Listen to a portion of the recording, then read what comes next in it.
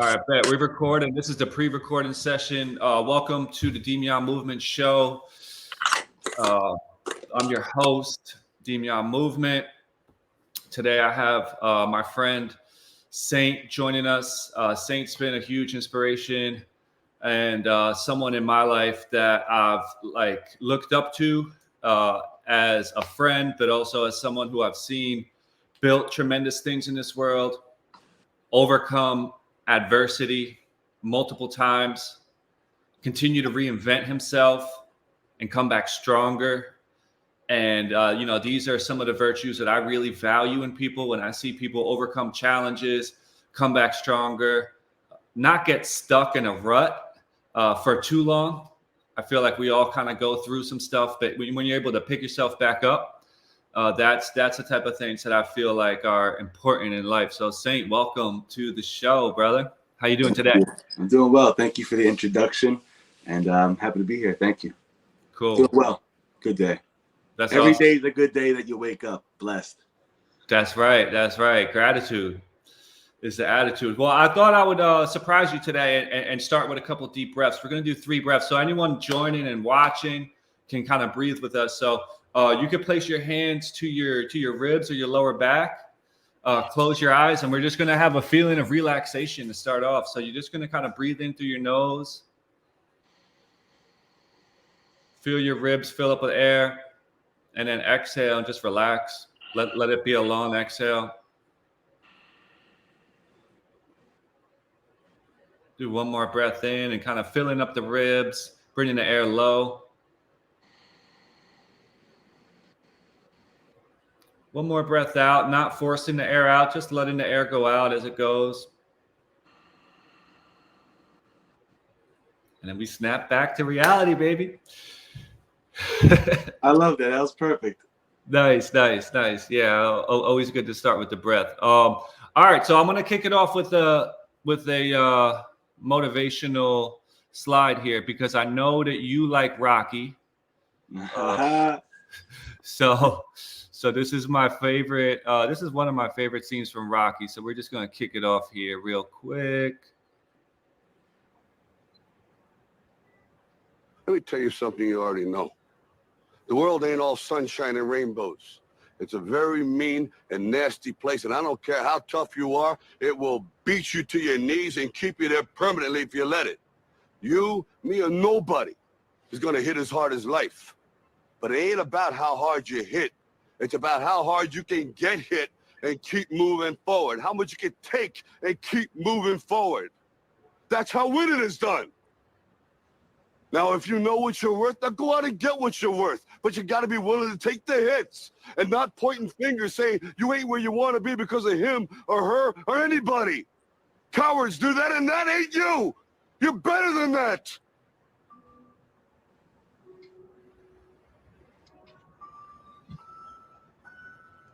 I'm always going to love you no matter what. No matter what happens. You're my son, you're my blood. You're the best thing in my life. But until you start believing in yourself, you ain't gonna have a life.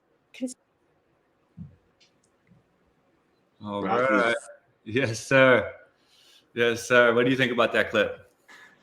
That's life. Life is always going to show up. So like we're saying, gratitude is the attitude, the mindset to keep on taking the hits because the hits are going to come. But it's a matter of how we choose to show up, and I've learned that over my journey. I haven't always, I'm still the same person I was when I grew up, just evolved, So you said how you choose to show up. Is there a moment when you felt like you started to take more ownership of how you show up every day in the world and the person that you want to be? Absolutely. Accountability is how that's how you move forward. Being accountable, believing in yourself. Like those are all things that he says in that clip. Taking responsibility for our actions. We are where we are because of us, and we can own that. We really get really far because we know we're the ones. That's it. It's us. It's on us. That's what he's saying. You don't point the finger at him, and him for for what happened. That's what losers do, and that ain't you. So that's what you mean by the accountability is really you're taking ownership over what happens in your life, and that's how you're able to bounce back. I'm guessing, right? It's like I'm choosing every morning, choosing to be that warrior, and I'm choosing to believe, and I believe in myself, which means I believe in God. I love that. Yeah. It's finding God as something that's within you, not something where you're looking outside of yourself, right? Like 100%. Yeah. You know, they say our consciousness is delivered to us through the delta brainwaves, and something about you probably know this. Something about the delta brainwaves. The cycle goes off, right? Yeah. So it's actually very interesting. You brought up the delta brainwaves. And a lot of people are researching waking delta. So, like, just to break it down real quick, the brainwave states is you have high beta, and that's when you're a little bit agitated or you're moving fast. You might be in high beta, like you're a little bit agitated. Maybe it happens to me, Dame. I go through high beta sometimes. That's why when you did the breath work in the beginning, I really appreciated that, because I can get anxious and go into high beta, and then I get lost in thoughts. The mind races. The mind is racing. It's probably a little bit more scattered.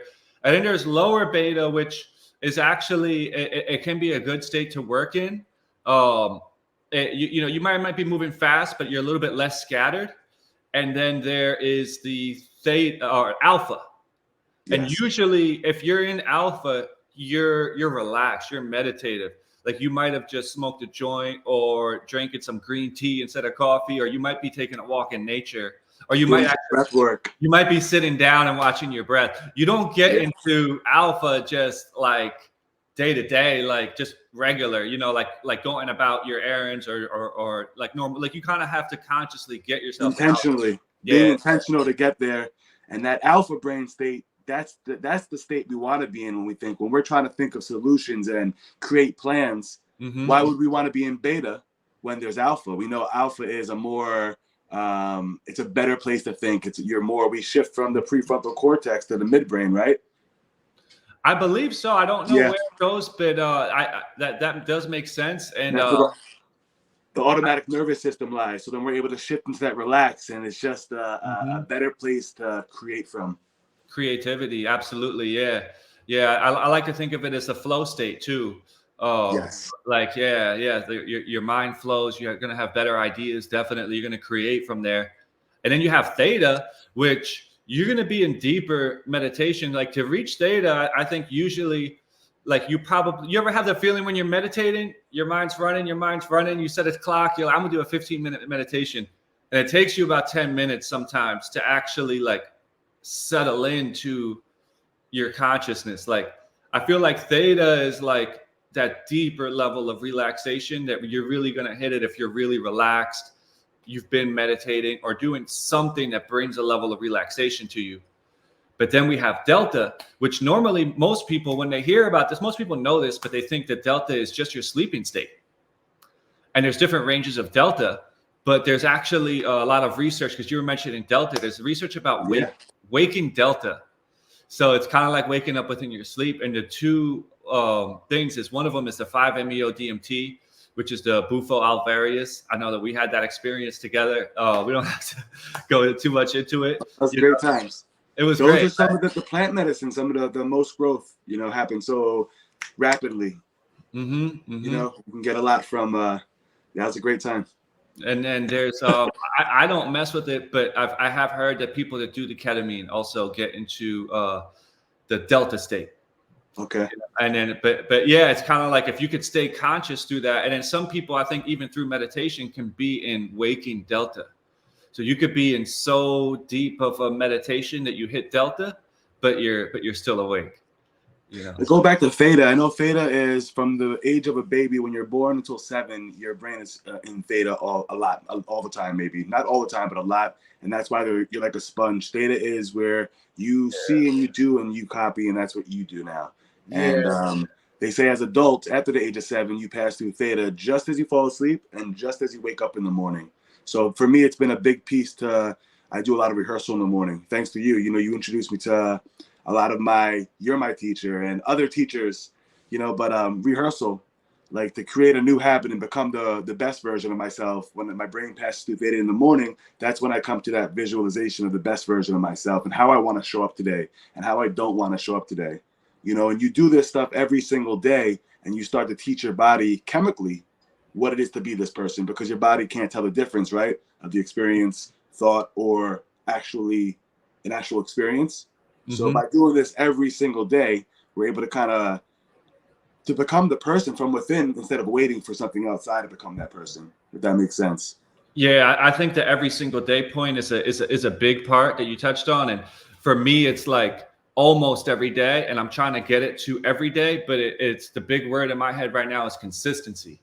So Yes. when we have this practice, like I've lost a couple days due to the not waking up early enough and having my kids be awake, but I'm on that fight every single morning to, be up at 5:30. Because And you lose your window. yeah, it's that morning. I call it the God hour, but it's when you first wake up and your brain is still in that theta state that you're able to kind of program yourself and at least set yourself up for that day. And Yes. say you have a good day, then you have a good week, good month, good year, and it just compounds over time. That's something that I don't stress it, but I always, anyone I'm working with, it's so important that we establish healthy morning and evening routines. Nighttime routine too. Yes. Set you up, for a good sleep to prepare us for the day before. Maybe at nighttime, or also maybe it's doing a stretch, having some tea, and then writing down what you're doing for the next day before going to bed. Maybe That's waking perfect. up in the morning is meditation first.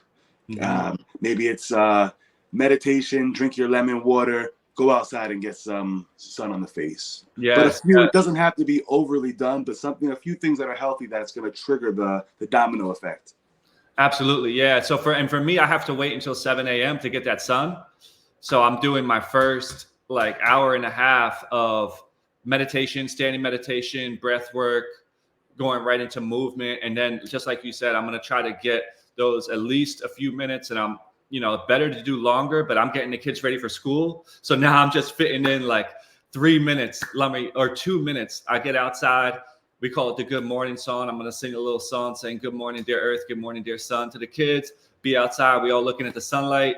There's also the benefit of seeing things that are far away. There's, it's just good for your eyes too. Your eyes won't degenerate. You get your hormones ready for the day. And I really like your nighttime routine. You said the three potent ones, the journal, what you want to do for the next day. Yeah. Little tea. Good. They say good morning starts with good night, having your plan set, because otherwise you wake up to the chaos, life comes at you and you're not prepared. Yes. Said the stretches, and I do notice that I sleep better when I stretch before bed. And I've been doing way more strength training and everything else, like mobility. I don't do a lot of static stretches, but the one time I do it is to get myself relaxed at nighttime. Do a little hip stretches and stuff like that. And then drinking tea is another good one. Yeah. If we don't set these routines, we just go to the program. And is the program the exact program how we want to be running? If we just wake up and don't have that routine, and we just wake up and jump into oh shit, let me get my email. I got to run upstairs and get the kids breakfast ready. We're jumping right into life, and we're not taking a moment to build for ourselves. Yeah. We have to. I like to say just plugging in and getting the recharge. When I meditate in the morning, it's a recharge. I don't even have to think. I'll do my rehearsal, but besides the rehearsal, I like to listen to the Alpha Tap. It's only I'm focusing on my brain. I have to check that out. So for anybody listening, what is the Alpha Tap? Where do we find it? It's just I go on the Jose Silva. You go on Jose Silva on his website? I go on the Spotify, find it. Okay. So under Spotify, you can go to type in Jose Silva. And then you'll see the Jose Silva. He has like 2 books on there. One of them will say the Alpha, and there's another one for Theta. It's just a tapping sound that I like to tone. I listen to it for 15 minutes, and that's my focal point. So I'm not thinking of thoughts, but thoughts always arise. But I try to let them go and not spend too much time on them. And I go on a vacation, because when I'm listening to that sound, I'm going inwards, and I'm no longer physically here. There's nothing around me. I'm just energy. So I go inwards and I go into Alpha. I shift. I bring my body into that state of relaxation. I'm listening to the Theta Tap. And that's like me plugging into the wall. I'm getting my recharge. I'm filling my cup up without even thinking. And later on that day, when I get a brilliant idea, I know where it came from. It came from God, you know, because meditation and prayer are one and one. One of the same. You know, I'm connecting to the universe. And if you want to look at the creator, the creator's the creator. Meditation and prayer are one and the same. Yeah. Let's take a second on that, because that's deep right there. I love that. Yeah. So, you know, a lot of people think of prayer as just like asking for what you want. But I feel like, yeah, when you take that moment to first quiet down the theta and just you tap in, that's how you tap into that source energy. Yeah, for sure. One of the same. Yeah. This has been a big year for me with reconnecting to God. And I got reconnected through meditation, through being introduced to Jose Silva. And that goes back to being, first I found Joe Dispenza, and that was through you. And that's a big piece of my transformation in my life, of me wanting to be better, because, you know, I've had habits growing up that I no longer wanted to have. But to get rid of a habit is so hard, because our bodies are literally addicted to who we are. Every thought creates a chemical reaction in our body. So let's say you binge eat at night and you've been doing it for 20 years every single night. The first day you try to stop, you're good all day long, but nighttime comes when you usually binge, and then you start getting those cravings. Your body starts telling you, hey, stop eating sugar tomorrow, but tonight let's just do it. You know, and you got to realize it's not you, it's not the mind, it's the body, because the body has had the same chemical reaction every night at the same time, and it wants to go back to what feels good, the path of least resistance. It wants to go back to what it's used to. So it's kicking and screaming. So we have to be so strong and be aware of what are our triggers, what are the thoughts that set us back. You know what I mean? So it's a lot of work. It is. Yeah, I've heard. I forget who it was, but someone had said people are addicted to their negative emotions and don't even realize it. So it's like you can be addicted to being scared or being angry or complaining or, you know, all of these things. And yeah, definitely. Yeah. I work on overcoming digital distraction. It's something that, like, when I'm at my best, I'm only looking at Instagram a few days a week, you know, and I'm not checking it until maybe 9 a.m. I'm putting it down by 6 p.m. and I'm very regulated on it. And when I'm at my worst, it's just, I don't have structure. So I'll check Instagram every day. Structure, you know? Again, going back to structure and routines. Yeah, getting to the higher self. I feel like that's how we're going to get the most structure. Helps us create more of a meaningful life. Yeah, for sure. Yeah. And you go ahead. I was going to say, a lot of people think that when you hear the word structure, like some people think of it as limitation, but structure actually gives you more freedom. Yes. Yeah, it does, for sure. All right, cool. Well, let's, because I know me and you are just like, we know each other already. So it's kind of like, we'll go back and forth. But for people who don't know you and don't know what you do, don't know who you are, can you describe a little bit just, you know, about yourself? Like, let's start with, like, how did you come up? Oh, awesome. Cool. So I grew up in Nyack, New York. That's where I met you, 6th grade, right? We've been friends for a long time, vocal class. You know, I've always, I'm just as much, I do the fitness, but I also do cannabis. My current brand is, the company is called Weed and Wellness. It's a cannabis education platform. And it's a cannabis education platform. And the goal is to educate people about how they can potentially use cannabis to help improve their lives. Before I jump all around into that, let me go back. Hold on, before I get scattered. It happens at times. That's all good. Yeah. So I have a question on that too, because this is interesting. Like, so for me, my relationship with cannabis has been that I used it for a long time growing up. I remember I used to be proud and brag of the fact that I didn't take any breaks from using cannabis, right? And then now as a parent, and when I started having greater levels of like responsibility and tighter schedule, I started to find that I get anxiety anytime I use it. So I'll stay away from it, right? Unless I feel like I'm on vacation. But I've also heard other people who talk about getting anxiety from using cannabis, And some people talk about cannabis relieving anxiety. Mhm. Right. So it's this very like personal thing where you're going to hear a lot of different view takes. What is your opinion on cannabis and anxiety? And are there ways that for someone who would like to use it, but just kind of feels anxious when they do it, is it like take less of it, do it I got you. edible You ready? instead of a joint, or what's the deal? So cannabis, to understand this first, you have to understand that your body is designed for cannabis. We have a system called the endocannabinoid system that regulates every other system in your body. The job is of the endocannabinoid system is to bring our body back to homeostasis. Right? You've heard of runner's high? Yeah, for Right? sure. The body Yeah. demands more oxygen, metabolism increases. So to bring the body back, the body produces anandamide. Anandamide is an endocannabinoid, meaning it's produced within your body, and it interacts with our endocannabinoid system just as THC does, right? So runner's high, your body produces anandamide, it binds to the CB1 receptor in your brain, giving you that euphoric feeling. So whether or not you consume erogenous, right, phytocannabinoids from the plant, whether or not you consume it, your body's gonna actually produce its own. Like when you get hungry, your body's producing cannabinoids to let you know you're hungry to eat, to bring your body back. You know, and other ways to tap into your endocannabinoid system could be like working out and exercise and breath work. You know, there's other ways to tap in to produce more cannabinoids rather than smoking or using topicals, right?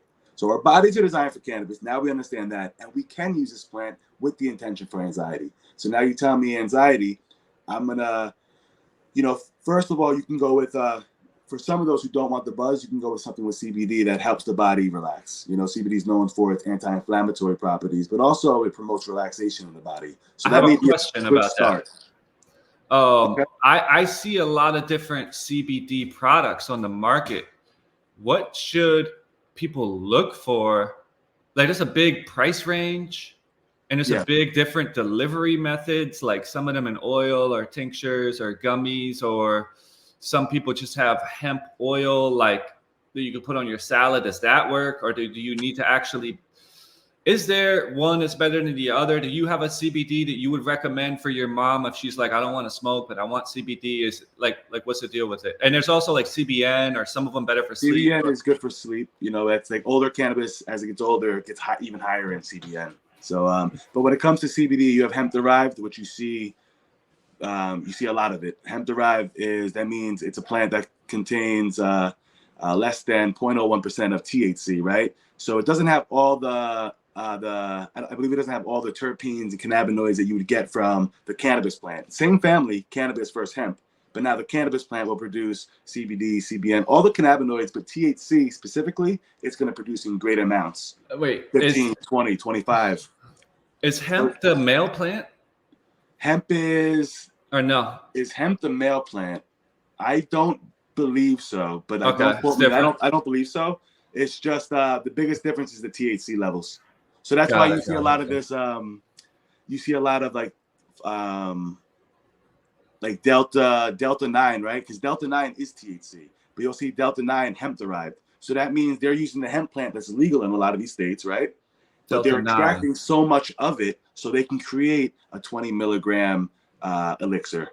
They can create you know what I mean? So it's an extraction process.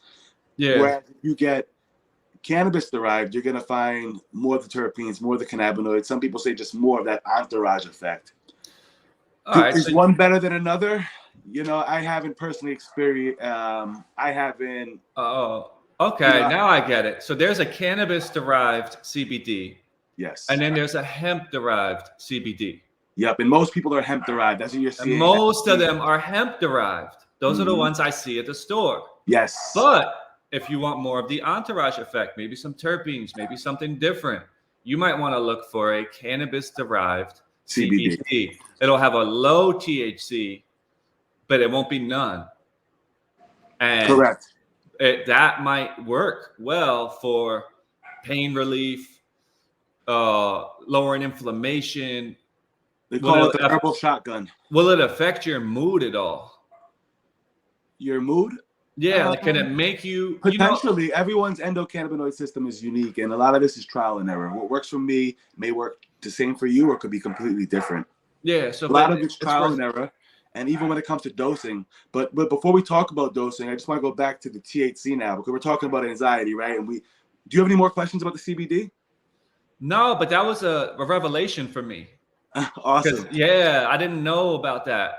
And just a clear distinction. There's CBD derived from cannabis and hemp, and I bet you they are different. And that's why the hemp is legal in so many states. It's not hemp. That's why the Delta-9 that's hemp derived, it's legal in all these states because the plant produces less than 0.01% THC. So a lot of these companies, you know, it's a money grab for a lot of these brands. You have companies that have a lot of money. They're just gonna create a company and get in on it, and you've got to do your homework. And that's different, right? Like if you see Delta-9, that's not a CBD brand. That's Delta-9 is THC. That's THC. It's a form of THC, right? Say again. Is it a form of THC or no, is it just THC? It's that's Delta-9 just THC. Tetra. Yeah. Okay, so that's what it is. Okay, so that's just THC, and they're extracting THC. So they extract it from the hemp plant. That's not for the CBD plant. That's not for the CBD product that they're doing the extract. I'm saying for the hemp derived cannabis, they'll extract the THC to make these other products. You know. Yeah, yeah. And so what I've heard about it is sometimes the extraction process is not very clean. Like, or even when you see the people smoking with the pens and things like that, they're like, when they pull it, the oil out of the plant, they might be using some chemicals or things like that. So I feel like you really have to know your source, know how they're extracting, and not just go with your run-of-the-mill brand that you might find at the gas station or, you know, online or something like that, just to avoid some of the toxic chemicals or maybe some of the way they're extracting it. Absolutely. Like when it comes to, like, I don't use any CBD pens or anything, but if I use any THC like vapes or anything, I like to have it rosin, because rosin is a concentrate rather than extraction. So it's not they're not pulling it out. Their rosin is a concentrate. They're literally they cut the plant down, they freeze it. There's a whole process to it, but it's clean, right? So what else is saying? Rosin's clean. We're talking about the pens. You have to know where you want to know where you're spending your money. Like you're saying with these extraction processes, I guess it's all supposed to, like the whatever they're extracting with, if they're using CO2, it's all supposed to like burn away, I want to say, before. That's what they say, but I feel like some of it's left behind. I've had conversations with other growers, and they've told me this. Like, it's supposed to be that they pull it with something and then they clean it, but it might not be as clean as what it's supposed to be cleaned. But I've never done any of this pulling. I've never. Okay, but I'm not too familiar with how that all goes down. In general, it's a pretty confusing game out there. You need to watch out who you're spending your money with, what it is you're smoking, and if someone had questions about this and just wanted to check their product, make sure it was good, make sure they have a good source. Is this something that someone will be able to message you about or help you, or you would be able to lead someone in the right direction? Absolutely. They can reach out on Instagram it's at Weed and Wellness, all spelled out. And just to be clear, it's not that you're selling anything directly, but you're able to provide people with information about where they can go and make an informed decision if that's something that they want to do. Yeah, they can come to me. Any questions you have, that's what I'm here for, to educate. So when the day comes that you may have anxiety, or you're having sleep issues, or you're in pain, that you may consider using a plant.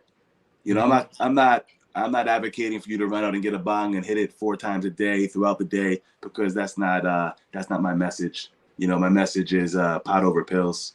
You know, this plant can be used to really help improve our lives if we want to be susceptible to the power of her. And now me and you have had experiences together, like even with ayahuasca, if you remember, before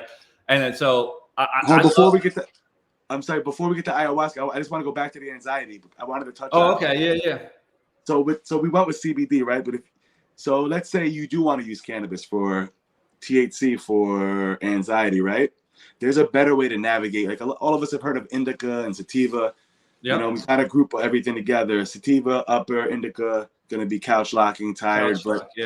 At the end of the day, it's not really true, because it's not true. Like, it's a great way to describe the plant. Like, indica is going to be short and bushy in a region like Afghan, and then sativa is long and lanky, right? But there's a better way to navigate, right? To steer on what strains to get, and that's through terpenes, which is like the smell, the aroma that cannabis and other fruits and flowers give off, right? Like you've heard of lavender. You smelled lavender before? I love it. Yeah. Well, I don't. I used to, and then it started being too feminine for me. But you smelled it. But I do. I have smelled it. Yeah, yeah. It It's not my relaxes you, favorite drop anymore. your shoulders drop when you smell it. It could. Yeah. Geranium too. It's another one. It's like a flower that. Yeah, they're all right. They're pretty good. Lavender is high in a terpene called linalool. So linalool is also found in cannabis. There's only about 8 prominent terpenes in cannabis, but there's hundreds of terpenes. There's only a few prominent ones. And so let's say you like sour diesel. You can go look up you like how it made you feel. It was really great for this use. It gave me energy and whatever, right? You can go online and look up sour diesel terpene profile, and then you find out the 3 prominent terpenes. And now you can find other strains that have a similar terpene profile that may give you a similar effect.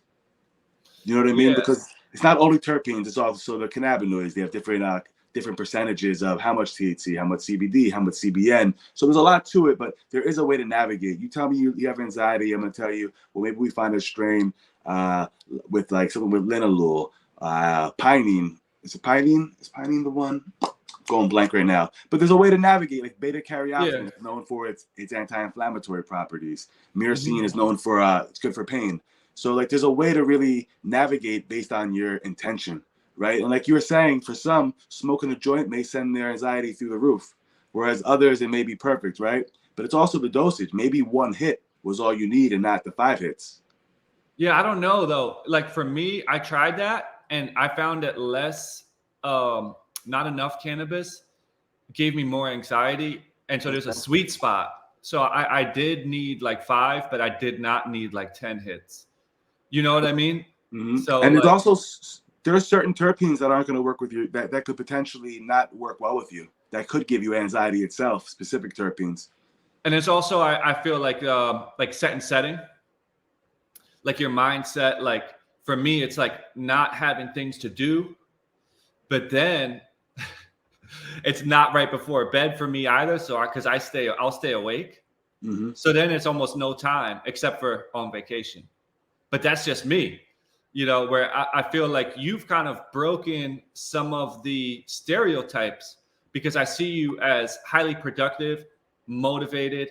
The other week I called you, you're sitting down, you're working on your website, or you're calling new gyms to offer new classes, or maybe new yoga classes you're doing, or you're setting up a workshop, or you are very pro-social. You're talking to a lot of different people. You're planning a lot of things, taking action, working on websites, kind of handling what a whole team might be doing by building, a business as well as a brand, as well as day-to-day operations. And, you're doing all of that, but you still incorporate cannabis, I'm guessing, on a daily basis, right?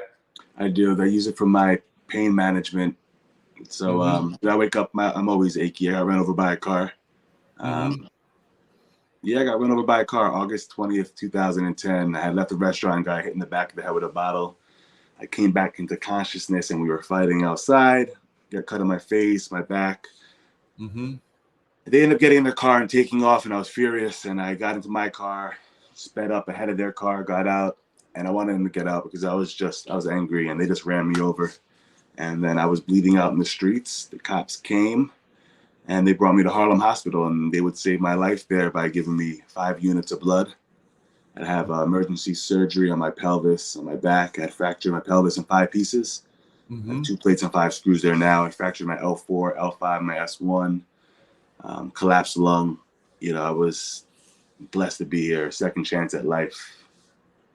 Absolutely. Yeah. I mean, I remember seeing you in the hospital. And also, if anyone watching would like to check this out, if you scroll on Saint's Instagram, I believe you've posted the x-rays of you. And I remember you did a post with your x-rays of the broken bones. And then I think a picture of you deadlifting. What is your max deadlift after that happened?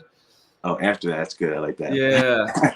After that. Maybe like 2 years later, right? Like a year and a half later. I would say probably 5 or 6 years later. Okay. Yeah, because maybe 4 years, but it was probably 5. Yep, what else was in that bar? I think 555 was in the bar, but I didn't like 555. Yeah, you have to use the bands to keep the weights on. So you definitely build back your strength, though. Yeah.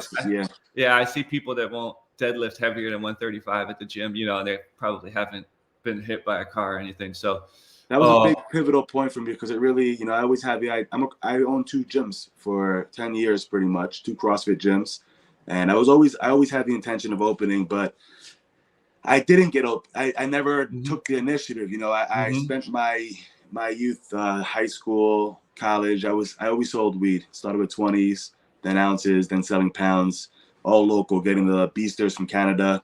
Eventually after 10 packs, I started going to California and then shipping backpacks back, and then that led to RVs. We would have a couple drive an RV back and forth, this really old couple, but they could only go so much, right?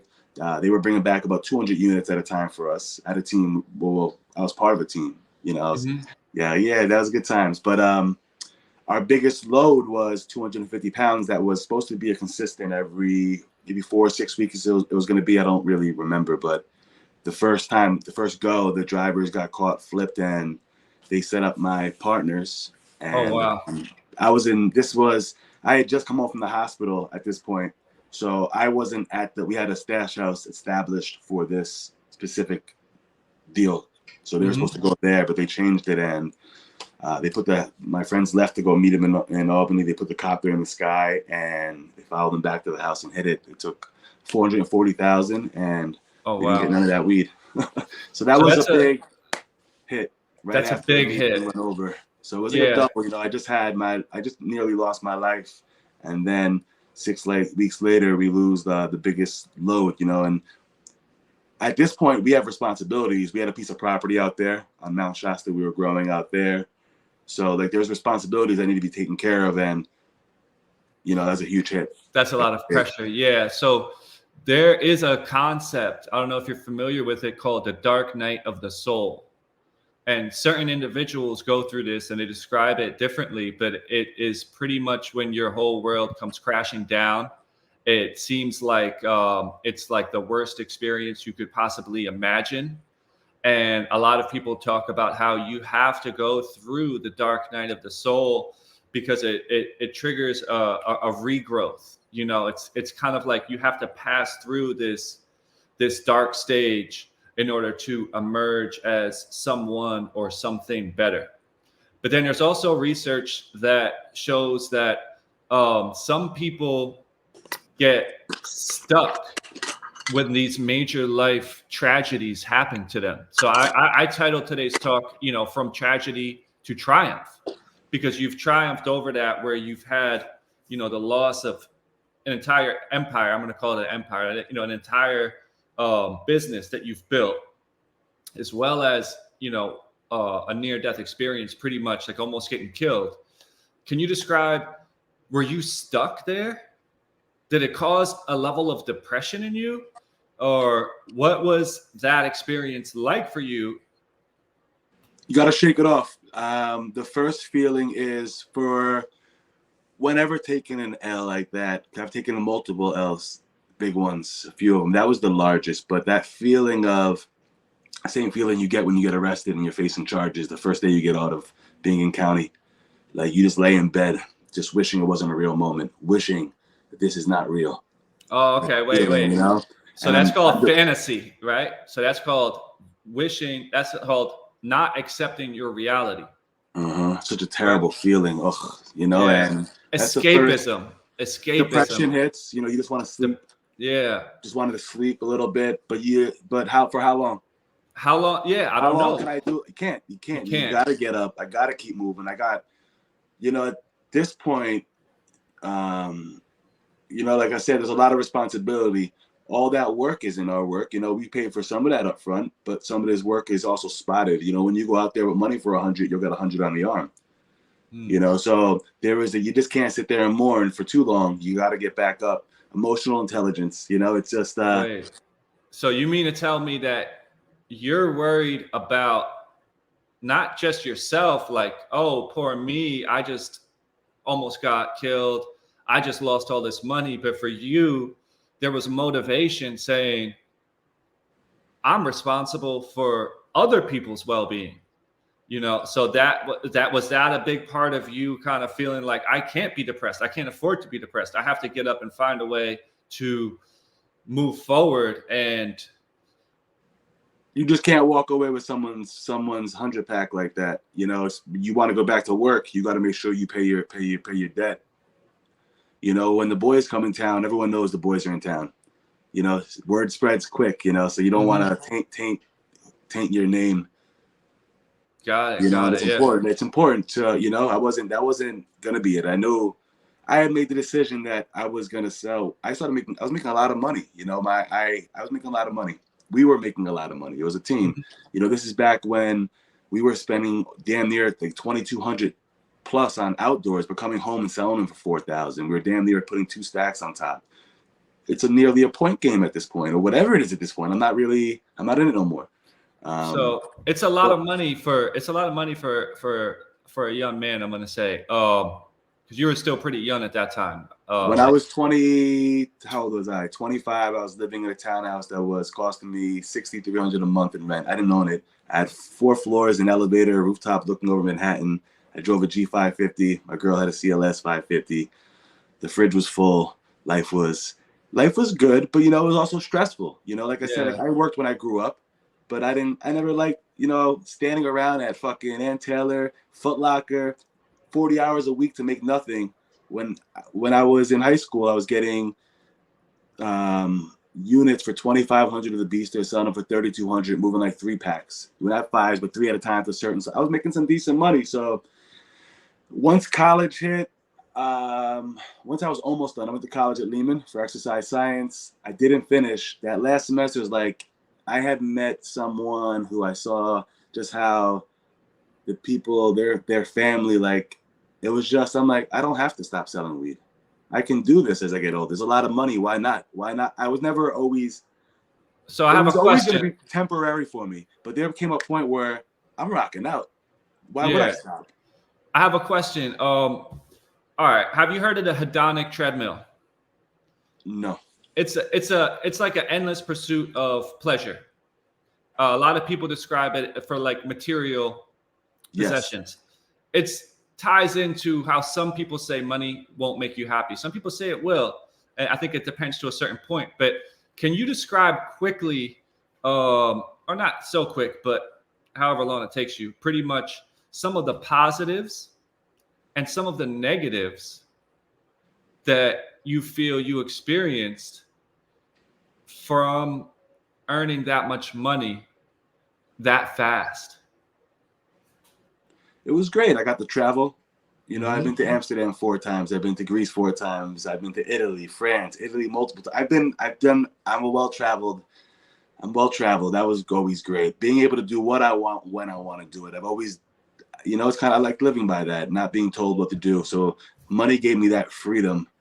You know, having a team, you know, being a part of a team teaches you how to work with other people. You know, these are the skills that I needed to have a business, my CrossFit gym, CrossFit Giant, you know, but I learned with cannabis how to work with other people. You know, I had people working underneath me, you know, so the responsibility, I like that, you know, really.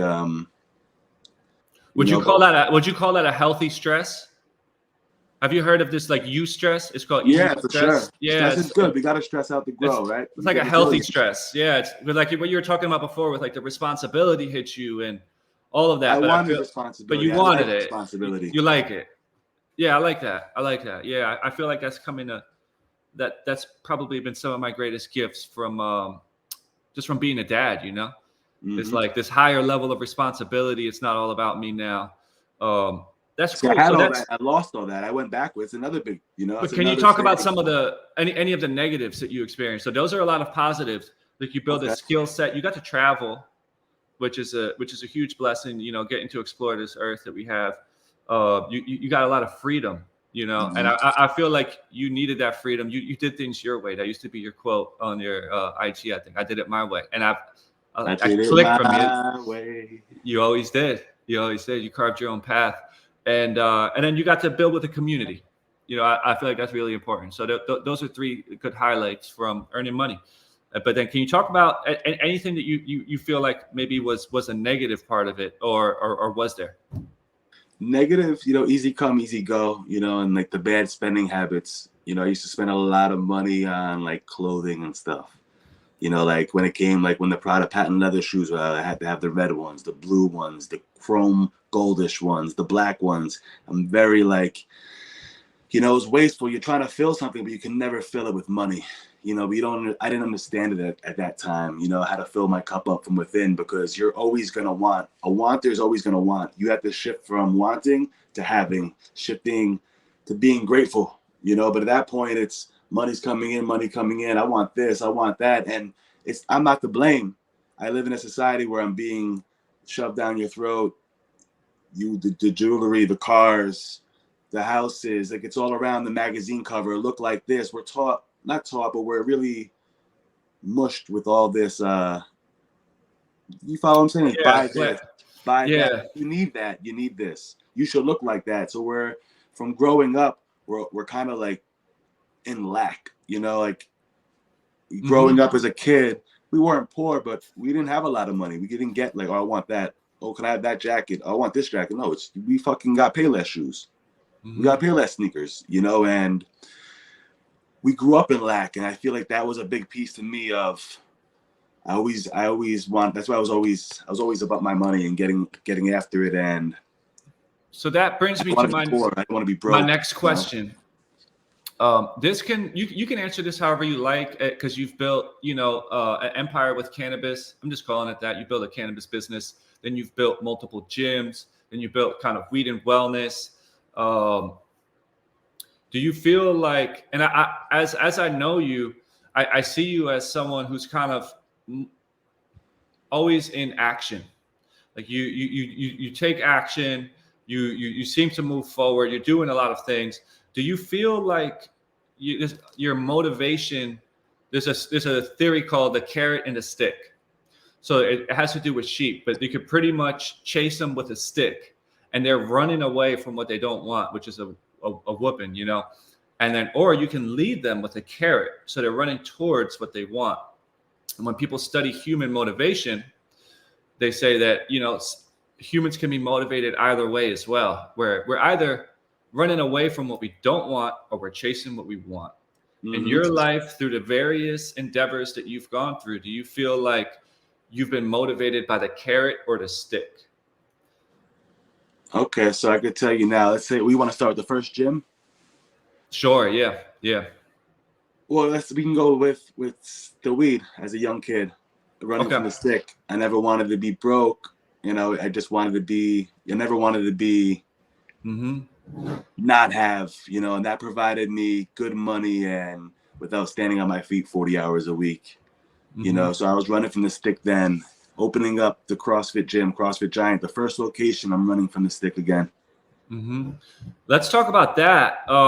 Okay, so first, do you feel like there was a near-death experience when you get hit by that car? You lost all that blood, you fractured your spine.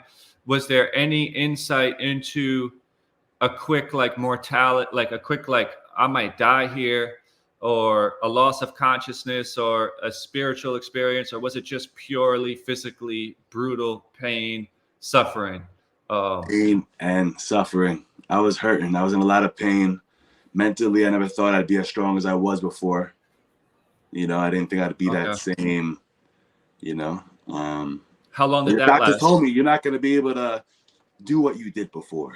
Bro, they told me the same thing. They told me, oh, you're never going to be able to run again or jump unless they told me unless I do surgery for my knee. And I never did the surgery, and I'm running and jumping now. So can't listen to other people's limitations. Okay, but it was just a lot of pain and suffering. It wasn't like your near-death experience. It was just like, this hurts, this sucks. It was near death. The guy almost bled out. If they didn't give me 5 units of blood, I would have been dead. Yeah, but you were either conscious or you were unconscious, but you weren't in that like in-between stage of like. No. So then the doubt crept in, right? Of like, will I be ever as strong as I was again? How long did that doubt last? And what was do you remember when it shifted to you starting to believe in yourself again? When I got back home.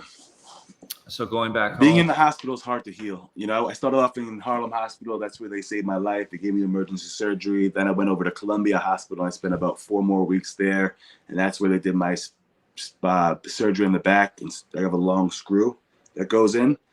I was there was it the pelvis surgery there as well?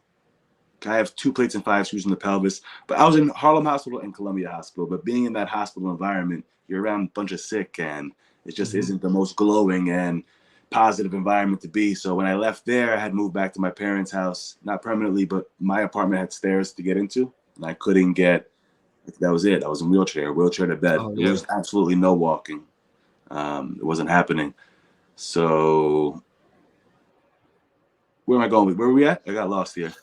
Because I just kind of asked about like how long were you in that state of where you lost belief in yourself? Okay. You know, and you said that when you got back home, you started to believe in your ability to heal, your ability to get stronger again. I had all my friends around me closer. You know, you were coming by, Ray was coming by. I had people stopping by. You were bringing me arnica pills. Fu was doing breath work with me. You know, we were. You know, rebuilding. It was positive. You know, and I had people who were motivating me. You know, and slowly the breath work turned into a light movement. I had my yoga teacher coming up. You know, eventually, slowly using the walker to start walking again. I was hitting the car August 20th, 2010. March of 2011, I took my first CrossFit class.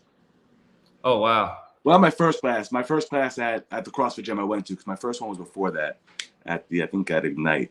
But whatever, so within, 6 months, I really pushed myself. Like, mentally, I was fast, getting there. You know, I didn't run. Running was something that took me a little while. That was a mental hurdle to get over.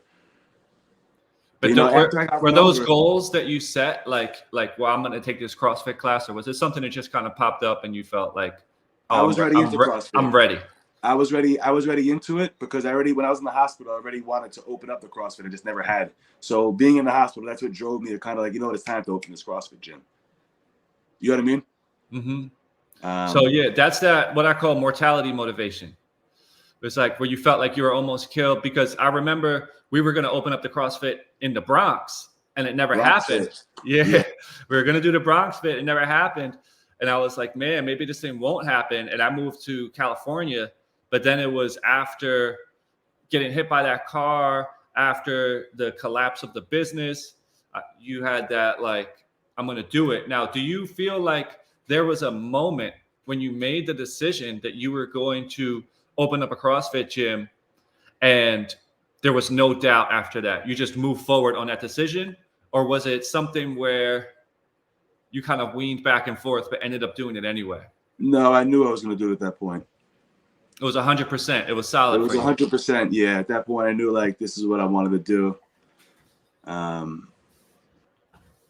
Do you think that came from the fact that, like, you had just experienced so much trauma?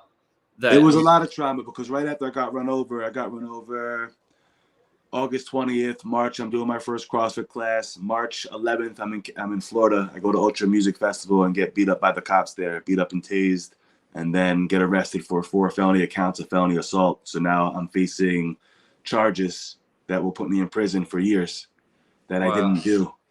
Mm-hmm. So I'm also living in, I was very just scared. I wasn't trying to go to jail, man. And you got cops' word against your word. You know, so that was a tough time, because I had those charges pending until maybe 2000 for 2 years. Oh, wow. So that was open for 2 years. 2 years. I got a really good lawyer, Scott Srebnick in Miami. He's the best. Him and Alex Ortega, they saved my life, but with the video I found on Facebook, on YouTube. You can still see it there. You found a video of you getting beat up by the police officers on YouTube. It's still up there. How did you find it? I was just Googling every day, praying to find a video, because so many people were recording. I had a group. You'll see the video. There's around 12 cops surrounding me. You can't tell what they're doing, but you can see they're beating me. You can see it. You see all the commotion, and you hear the taser go off. They tase me over and over for like 2 minutes. You hear it going, and there's when you pull a taser out, there's protocol, and what they said how it went down wasn't how it went down. So the one cop wrote it, all the cops signed on it, and it ended up being a lie. Like 2 of the cops got fired from the force for providing protection to a gambling ring or a racketeering ring, something along those lines, during my trial. And the other 2 were even dirtier cops. So they were already crooked cops. They they're beat all you crooked. up. They lied about it. They tried to arrest you over it. You prayed every day and just searched online, hoping you could randomly find a video of you getting beat up at Ultra Festival, which you didn't even know existed. And you found it on YouTube, gave it to your lawyer. They played it in the court, and you won your case. Yeah, they ended up dropping all charges, and then I sued them. I was suing them for 1.2 million, but then at this point, I had me and my they're ex-partners. We weren't partners no more, right? And I was working with somebody else for about a year, and they ended up robbing me. They pretended DEA hit our load, so I just take a huge hit. My rent is at this point $6,300 a month. My car is $2,100 plus the insurance. It was $2,500. The CLS was another almost $1,200 plus. My overhead was damn near $10,000 before I'm filling my fridge up. I just took another huge hit. At this point, I have maybe $80,000 in my safe, and I had a rose gold rollie and Audemars rubber clad, and what I had a few watches left, but I had to sell it one by one. I didn't move out of the house. I stayed at the house for another year, but I stopped. I wasn't doing it no more. That was it. That hit kind of like just set me back. That one took me off the feet, and the gym was already running. At that point, the gym was already paying for itself. So I took a big step back, and I actually stayed out of the game for 3 years until it was calling me.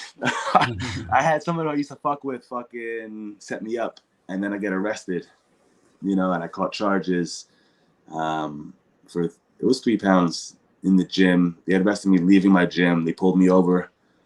Whatever, that's a whole nother story. I've had a lot of these before we get too lost here. Yeah, no, it's all good. Yeah, so it kind of gives us, it paints a picture and a perspective, because you've had a lot of these up and down moments, and you've had a lot of moments where it's kind of like you start to build, you build really big, and then it all falls down.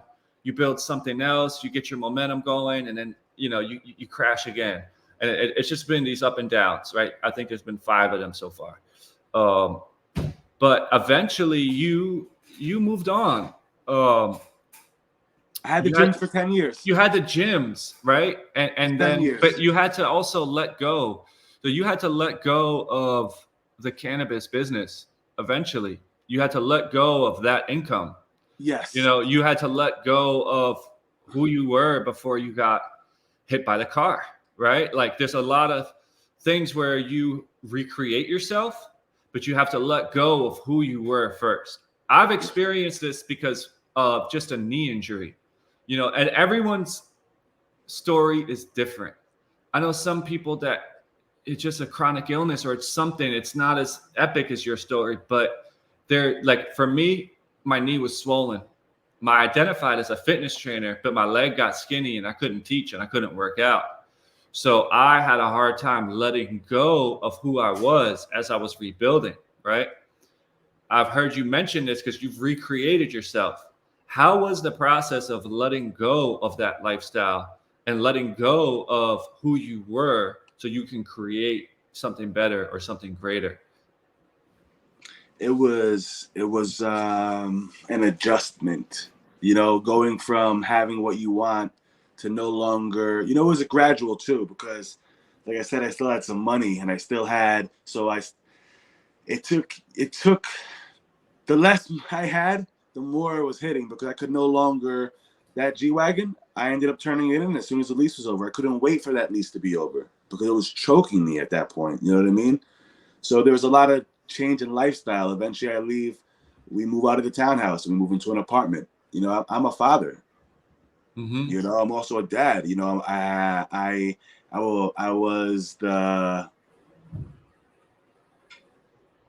I was the full-on provider for everything there. Mm-hmm. We moved from the house to the apartment, then we split. Mm-hmm. So then I'm living on my own. There's a big loss there of going from having a whole family to having nothing. Mm-hmm. No at that point, at that year, I did really well in Edgewater at one point. But then that got knocked down in 2017. So again, I lost income again. 2017, I had to shut Edgewater down. Now I consolidate into Englewood. That opened in 2014, and I opened that up from the money from the lawsuit. I ended up winning $400,000. I had to settle because I had gotten robbed and I needed that money. So I had that money. I opened up the Englewood, but Englewood never thrived like Edgewater was. Edgewater did well, So now I'm living in an apartment myself. Couldn't sleep. I went from like I don't, that's a big change going from family life to single life. So that was now, probably one of the biggest fucking hurts of everything. Seeing your son every day to not seeing him every day. So now we have another double. It seems like I see in a pattern here where when the falls come for you, they happen in twos almost. It's like I got hit by a car and my business got shut down, or, my family situation got split and the gym got shut down, where now those two things combined are devastating. And a lot of people won't bounce back from it, especially when it's 2x2. You know what I mean? But you did bounce back from CrossFit Giants being shut down, from the split with the family. And I know you're on good terms now. With everyone, so the love is back in your life, and you're stepping back into those roles. Can you describe getting unstuck? I just think a lot of people get stuck, man. I think a lot of people, when things like that happen, they kind of what we talked about in the beginning is they don't accept reality.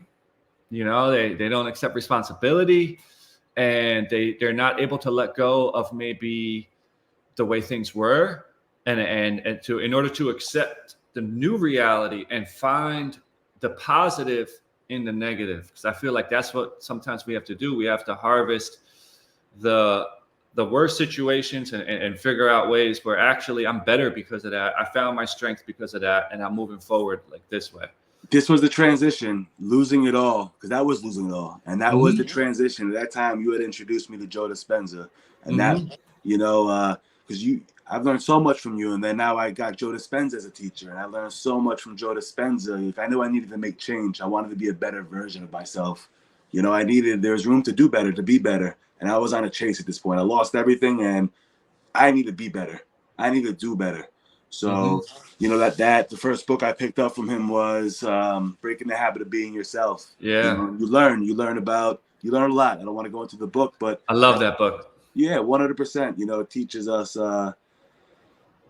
it lets us know, like, if we're not choosing who we want to be, you're going to be who you were yesterday. And it's not your choice. It's because we are a series of programs that we're running. And are you running the program you want to run? And I wasn't. And even some days I'm not. And those are the days I'm not rehearsing. So if I can rehearse who I want to be, I can choose who I want to be each day. And that's been a big piece. I got on this chase to be the best version of myself. And I started to say, like, I wasn't feeling good. I didn't feel good, and I didn't want to not feel good anymore. So I love that. Making me feel good? I love that. But hold on. First, you had to say it. I'm not feeling good. Like, I feel like so many people, you have to get out of denial, though, right? Like, I feel like a lot of people are not feeling good, but they won't say it to themselves first. And I feel like there's also this over talk about positivity a lot of times where people are like, just focus on the positive. Think about what you want and, think the happiest thoughts, and you'll attract all of this greatness into your life. And it's like, no, like, I feel like you have to say what you don't want. I don't want to feel this way. You have to accept the way you are and say, my day-to-day is not right. My mind is not right. My situation is not where I want it to be. Accept it. And then you're able to move forward and take steps day by day to build something better, which is where I want to get into with you, because now I see you growing and flourishing on a daily basis. So, like, let's get into a little bit of the Saint method, which has been born from the CrossFit gyms got shut down, right? That was around the time of the pandemic. You built Weed and Wellness as a cannabis education platform. You built Higher Health, where I did it with you, where we're doing breath work with cannabis, with movement, incorporating yoga, which was your your practice as well as the workout, talking about healthy drinks, elixirs, everything, kind of combining that. And now you have the Saint method.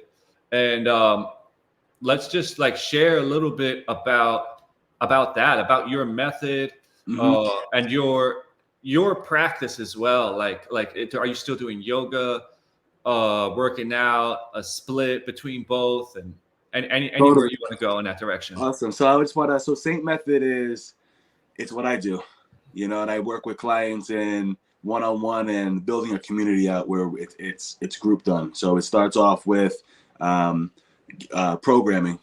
We get our weekly workouts, and then we have nutrition where we follow a meal plan.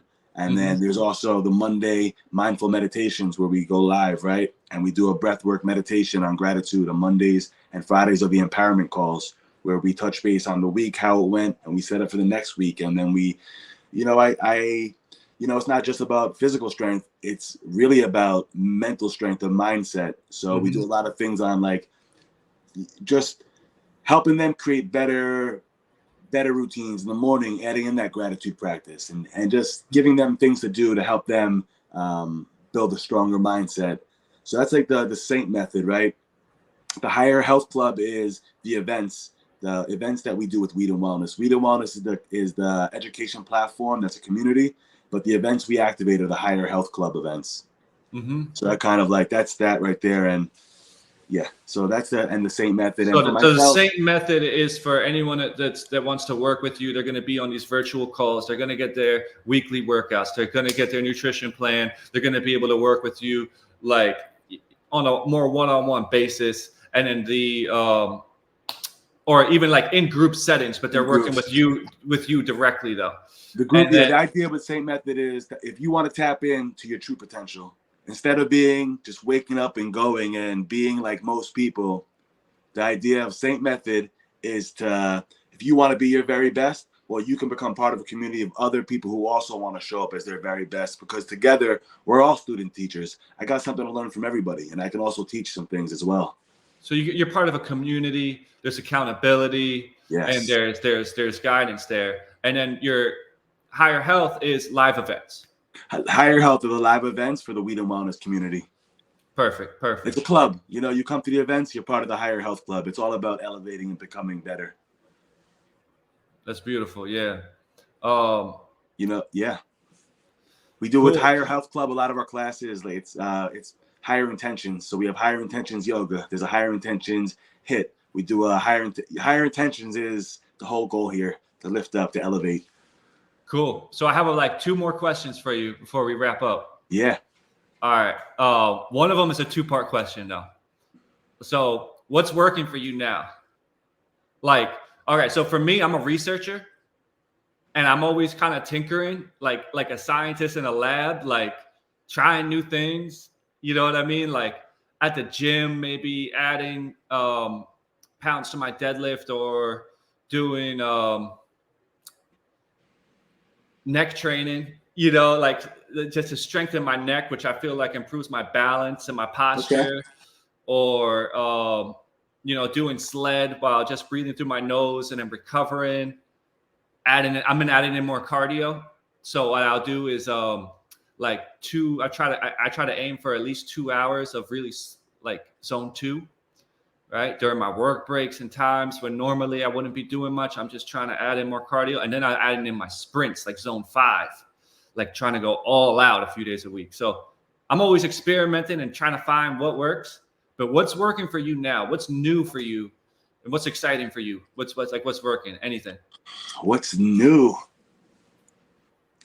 What was your last good workout? What was your last? Yesterday, every day is a good workout. I don't. There's never a day when I go and I give 80%. I always go and give it 100%. Every day is a good workout. Yesterday was. So I do like a functional strength bodybuilding program. I think they call it functional bodybuilding. Okay. Yesterday I started off. I did 10 sets, 6 close grip bench press, superset. It was an arm workout pretty much. 6 upper body, 6 barbell curls, 10 rounds of that. And then I went over and did. Are you doing tempo with that? Are you intentionally 3, 2, 1, drive it up? Or you're going slow? Yeah. You're doing slow negatives, and then Yeah, and three then count just on the tempo. and Three then down, drive it right up. 3 down shot. I think that's important because when you do the Yeah, slow tempo, for sure. negatives, Time under tension. time under tension and less likely to have injury and everything. Like your whole body gets stronger, but at the You don't same want time, you don't want to bounce. You don't want to miss the movement. yeah. Okay, You know, cool. so I did that, and then after that, that was like the chunk of it. Then I went into dips. I did 3 sets of 20 dips, 20 tricep extensions with the bar pull down. Then I did I did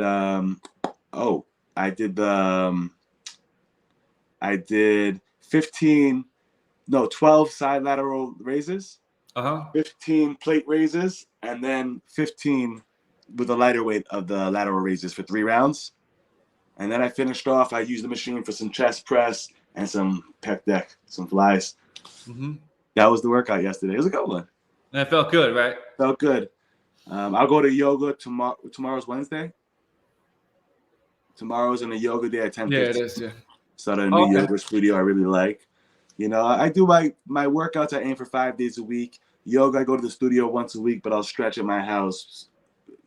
I stretch every morning when I wake up. You know, but a full-on routine once or twice a week. You know, but every day there's something. You know, I'll stretch after I work out. Like, you know, I stretch in the morning. I stay limber. Meditations I do daily. You know, that's a big piece. Like meditation sets me up for the day. When I don't do it, I don't feel right. Are you doing the same time every day? When I wake up, I stack habits. So I like to get my meditation done so I can graduate to go upstairs and get coffee. Nice. You know, no coffee until I meditate. So it's, you know. You work through it. Cool. Okay, so my next question is what's not working? I could tell you for me, I'm like, what's not working for me lately is overconsumption of social media. I made a rule about not bringing the phone into the bathroom so I can shit and just focus on shitting. No, but I had this habit of just, you know, being on Instagram or being on the phone, bringing the phone in the bathroom. And I made another habit of not holding my phone and looking at it while I'm walking. You ever see people doing that? Yeah. It's the worst. So I just make sure I never do that. And just not being on Instagram at least like 1 or 2 hours in the morning and giving myself a night routine.